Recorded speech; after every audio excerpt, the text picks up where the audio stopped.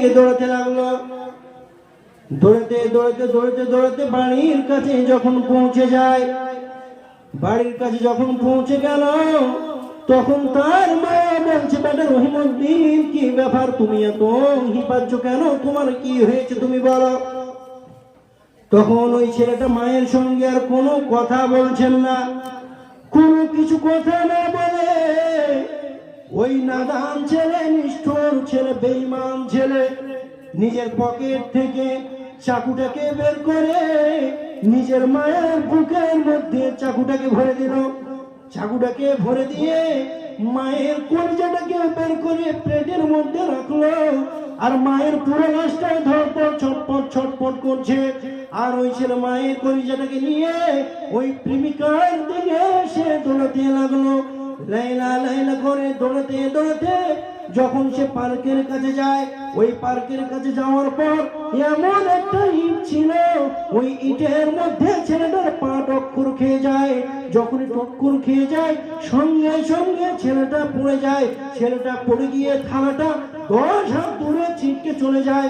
যখনই 10 হাত দূরে ছিটকে চলে যায়, এই ছেলেটার হাত পা সবকিছু ভেঙে যায়। ওমতো অবস্থায় এই বেঈমান ছেলে বলছে, মা গে। আচ্ছা বলেন, কাউকে যদি হঠাৎ করে লাগে কিংবা পড়ে যায়, সে কি শব্দ বলে? আহ মা কিংবা বা, এই শব্দ ব্যবহার করে না? এই শব্দ ব্যবহার করলো। আর এদিকে হাত পা ভেঙে গেছে, আর প্রেমিকা নাই, সে পালিয়ে গেছে। ওমতো অবস্থায় সে যখন এখানে ছটফট করছে, ওই কলিজা থেকে একটা আওয়াজ ভেসে আসছে। কি আওয়াজ জানেন? ওই কলিজা থেকে একটা আওয়াজ ভেসে আসছে, ওরে আমার বেটা রহিমউদ্দিন, বেটা তোমাকে মনে হয় লেগেছে, তোমার মনে হয় আঘাত হয়েছে বাবা, তো এর নাম হচ্ছে মা। মা, সময় শেষ, এর নাম হচ্ছে মা। আপনি যে অবস্থায় থাকেন না কেন, আপনি যদি কষ্টের মধ্যে থাকেন, তো কে জানবে? আপনি যদিও বা না বলেন, কিন্তু মা জানতে পারে আমার ছেলে আমার মেয়ে কি অবস্থায় আছে। তো এর নাম হচ্ছে মা। আর একটা কথা, আরো আমার সময় আছে, এই মানে এটা বলে আমি আমার বক্তব্যকে শেষ করবো ইনশাআল্লাহ। সেটা হচ্ছে কি, এই মা বাবা কি জিনিস, আর একটা জিনিস আপনাদের শোনাই। এই মা বাবা কি জিনিস, এটা শুনিয়ে আমি আমার বক্তব্যকে আপনাদেরকে শেষ করব। এই উপন্যাসটা আপনারা আর একটু ভালো করে শোনেন, কোরআন হাদিস থেকে যান, ইনশাআল্লাহ আবার পরে আলোচনা হবে। সেটা হচ্ছে কি, মা বাবা কি একটু শোনার চেষ্টা করেন। আপনি সামনে থেকে শুনুন, আপনি সামনে থেকে শুনুন, আপনারা একটু মনোযোগ দিয়ে শোনার চেষ্টা করেন। এখন আমাদের প্রধান বক্তা চলে আসবেন, আসছেন আমাদের প্রধান বক্তা এখন চলে আসবেন। আপনারা এই উপন্যাসটা শুনুন, যে মা আর বাবা কি, একটু মনোযোগ দিয়ে শোনার চেষ্টা করেন। সেটা হচ্ছে কি, একটা গ্রামে একটা কুয়া ছিল, কুয়া। আর মা আর বাবা কি একটু চিন্তা করে শোনেন। একটা গ্রামে একটা ইন্দ্রা ছিল, একটা কুয়া। কুয়া বুঝেন তো? ইন্দ্রা বুঝেন? এখনকার জেনারেশন যে সমস্ত ছেলেরা উঠছে তারা বলতে পারবে না যে কুয়া কি, ইন্দ্রা কি। এখন সব টেপ কল, তো তাই এরা বুঝতে পারবে না। তো কুয়া হলো ইন্দ্রা। তো একটা গ্রামে একটা কুয়া ছিল। তো একটা মেয়ে ওই কুয়ার মধ্যে পানি আনতে গেছে, পানি। তো একটা রসা নিয়ে ওই কুয়ার মধ্যে যখন বালতি ফেলেছে, ওই কুয়ার মধ্যে বালতি ফেলার পর এবার যখন বালতিটা টানছে, তো বালতি কেটে গেছে, দড়িটা শুধু উঠে আসছে, বালতি আসলো না। দড়িটা উঠে আসছে কিন্তু বালতি আসলো না। তো ওই মেয়েটা বাড়িতে এসে তার মাকে বলছে, মা মা জানো, আমি পানি আনতে গেলাম, তো বালতিটা কেটে গেল, বালতিটা আসলো না, শুধু রসাটা চলে আসলো। তোর মা বলছে, দেখ পাগলি কোথাকার, চল দেখি কি আজে বাজে কথা বলছিস তুই, চল। এবার মা বেটি দুজনে চলে আসলো আর একটা বালতি নিয়ে।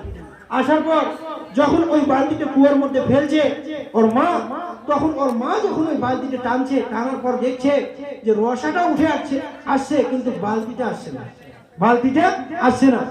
মা মেয়ে দুজনে ভয় পেয়ে গেল, কি ব্যাপার, বালতি আসছে, রসা আসছে, বালতি আসছে না। তখন তারা গ্রামের মডেলের কাছে, মডেল যে আছে সর্দার, তার কাছে দৌড়িয়ে চলে গেল যে, মডেল সাহেব একটা কথা, সেটা হচ্ছে কি, আমরা কুয়ার মধ্যে ইন্দ্রের মধ্যে পানি আনতে গিয়েছি, কিন্তু যখন বালতি আমরা টানি, তো টানার সময় দেখি রসা আসে, বালতি আসে না। তো মডেল বলছে, তোদের মেয়ে ছেলেদের কি আজে বাজে ফালতু কথা, তোরা আর কোনো কথা বলার জায়গা পাস না, যা এখান থেকে। বলছে, না সত্যি করে আমরা বলছি। কই চল দেখি। তো মডেল একটা বালতি হাতের মধ্যে নিয়ে নিয়েছে, মরল একটা বালতি হাতের মধ্যে নেওয়ার পর ওই মরল চলে আসছে, এবার চল আমি নিজে দেখবো। মরল যখন আসার পর বালতি কুয়ার মধ্যে ফেলে, তো কুয়ার মধ্যে ফেলার পর ওই মরল দেখছে তারও ওই একই অবস্থা, যে তার রসাটা উঠে আসছে কিন্তু বালতি আসছে না, বালতিটা কেটে গেছে। মরল ভয় পেয়ে গেল, কি ব্যাপার, এদের মা মেয়ের বালতি কেটে গেছে, আমারও বালতি কেটে গেল, তাহলে এখন কি করা যায়? ওই মরলের মনে বিরাট ভয় ঢুকে গেল।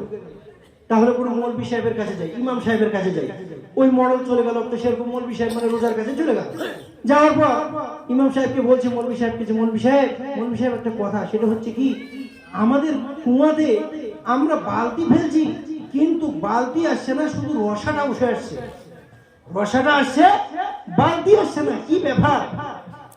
তখন রোজা সে মৌলবি সাহেব হাত চালিয়ে দেখছে, হাত চালিয়ে দেখার পর বলছে, ওরে সুবহানাল্লাহ, ওই কুয়ার মধ্যে জার্মানের একটা ভূত আছে। কোথাকার? জার্মানের একটা ভূত আছে। জার্মানের ভূত? বলে হ্যাঁ।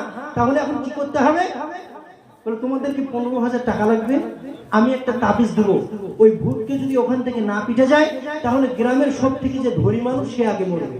এবার মরল বলছে, সুবহানাল্লাহ, গ্রামের মধ্যে তো সব থেকে আমি বেশি ধনী।